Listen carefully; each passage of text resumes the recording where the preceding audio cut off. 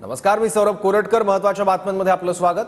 लग्न सोहळ्यात राज ठाकरे उद्धव ठाकरेंचा कौटुंबिक संवाद बघायला मिळाला. उद्धव ठाकरे आणि राज ठाकरेंची मुंबईतील एकाच लग्न सोहळ्याला हजेरी बघायला मिळाली. दादरमध्ये राज ठाकरेंच्या बहिणीच्या मुलाचं लग्न आहे. राज ठाकरे नंतर उद्धव ठाकरेंचीही लग्न सोहळ्याला उपस्थिती बघायला मिळाली आणि यावेळी कौटुंबिक संवाद सुद्धा राज ठाकरे आणि उद्धव ठाकरे यांच्यामध्ये बघायला मिळाला. रश्मी ठाकरे आणि राज ठाकरे यांच्यातही संवाद या निमित्ताने झाला. लग्न सोहळ्यात ठाकरे बंधू एकत्र आले. निमित्त होतं राज ठाकरे यांच्या सख्या बहिणीच्या मुलाच्या लग्नाचं आणि याच कौटुंबिक कार्यक्रमात ठाकरे बंधू एकत्र आले.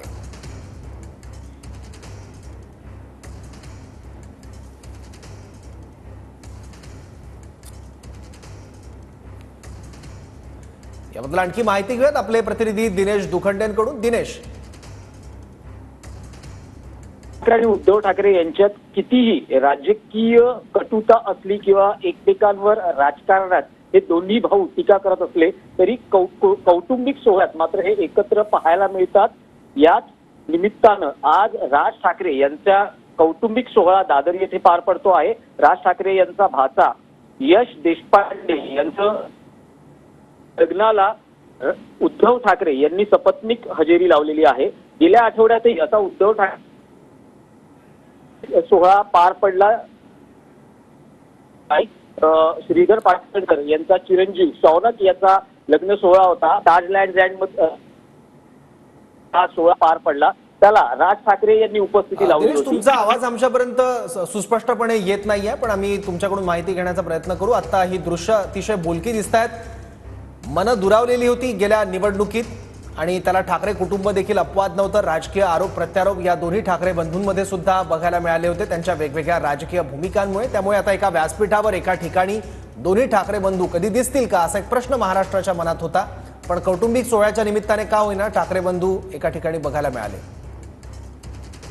पुन्हा एकदा जाऊयात आपले प्रतिनिधी दिनेश दुखंडेंकडे. दिनेश, गेल्या विधानसभा निवडणुकीत प्रचंड टोकाचा विरोध दोन्ही ठाकरे बंधूंचा एकमेकांना बघायला मिळाला. कौटुंबिक पातळीवर सुद्धा ही टीका टिप्पणी सुद्धा बघायला मिळत होती. त्यामुळे परत एकदा ठाकरे बंधूंना सोबत कधी बघायला मिळेल का असा एक प्रश्न उपस्थित होता आणि ही दृश्य. होय, हाच प्रश्न अनेकदा शिवसेना आणि मनसेचे कार्यकर्ते उपस्थित करत असतात की कौटुंबिक सोहळ्यांमध्ये या दोन भावांची एकत्र उपस्थिती पाहायला मिळते किंवा हे दोन्ही भाऊ एकत्र असतात. मग राजकारणात हे का शक्य होत नाहीये? कारण शेवटी बाळासाहेब ठाकरे हेच यांचे गुरु आहेत आणि त्यांचाच आदर्श हे दोन्ही नेते मानत असतात. तर मग राजकारणात एकत्र यायला काय हरकत आहे असं अनेकदा कार्यकर्ते प्रश्न उपस्थित करत असतात. पण ते नजीकच्या काळात तरी शक्य होईल का असं दिसत नाहीये. यापूर्वी आपण बघितलं तर 2014च्या विधानसभा निवडणुकी वेळेस हा प्रयत्न झाला होता की राजकीय युती करण्याचा, पण ती शक्य होऊ शकली नाही आणि त्यामागे काही राजकीय कारणं होती आणि दोघांनी त्याचं खापर एकमेकांच्या राजकीय भूमिकांवर व्यक्त केलं होतं. पण आता विधानसभा निवडणूक असेल किंवा लोकसभा निवडणुकीत असेल, दोघांनी एकमेकांवर कठोर टीका केली होती. पण कौटुंबिक सोहळा जेव्हा असतो तेव्हा हे दोन भाऊ एकत्र असतात. गेल्या आठवड्यातही उद्धव ठाकरे यांचा कौटुंबिक सोहळा पार पडला.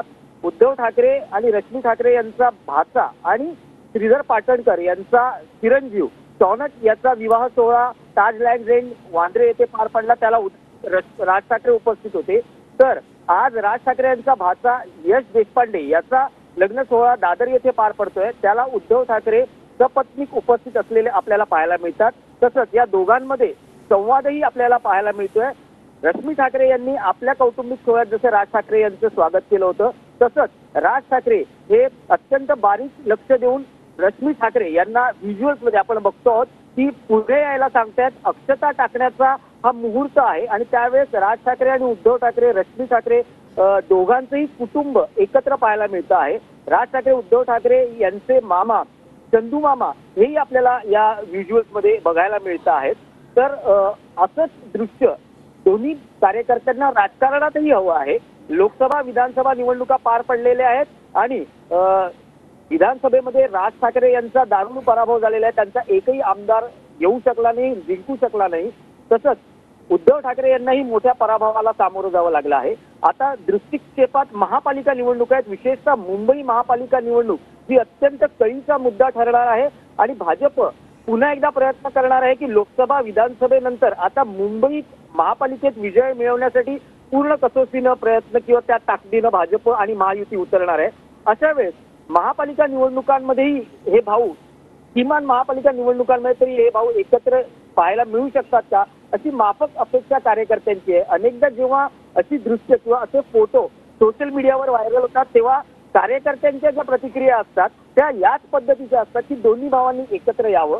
पण ते सध्या तरी राजकारणात तितकंच शक्य पाहायला मिळत नाही. पण राजकारणात कशाचाही भरोसा नसतो, कोण कोणाचा कायमचा शत्रू किंवा मित्र नसतो. जसं राज ठाकरे आणि उद्धव ठाकरे यांच्या बाबतीत आहे तसंच पवार कुटुंबाच्या बाबतीतही आहे. पवार कुटुंबही आता सध्या एनसीपी फुटली असली आणि 2 गट झाले असले तरी कौटुंबिक सोहळा ज्यावेळेस असतो, मग शरद पवार यांचा वाढदिवस असो, तसंच काही कौटुंबिक सोहळा असो, सण असो, या निमित्तानं पवार कुटुंबही आपल्याला एकत्र पाहायला मिळतं. त्यामुळे ते जे कुटुंब आहे, ही जी महाराष्ट्राची आपली एकूण परंपरा संस्कृती आहे, कितीही राजकीय मतभेद कटुता असली तरी कौटुंबिक सोहळा असेल, कोणाचा आजारपण असेल तेव्हा आपण एकत्र येतो. आणि हेच या दोन्ही पक्षाच्या कार्यकर्त्यांना हवंय की राज ठाकरे आणि उद्धव ठाकरे यांनी एकत्र यावं. त्यावर दोन्ही भाऊ काय निर्णय घेतात, कारण यापूर्वी आपण गेल्या 15 वर्षात बघितलं तर इतकी कठोर टीका यांनी एकमेकांवर केलेली आहे.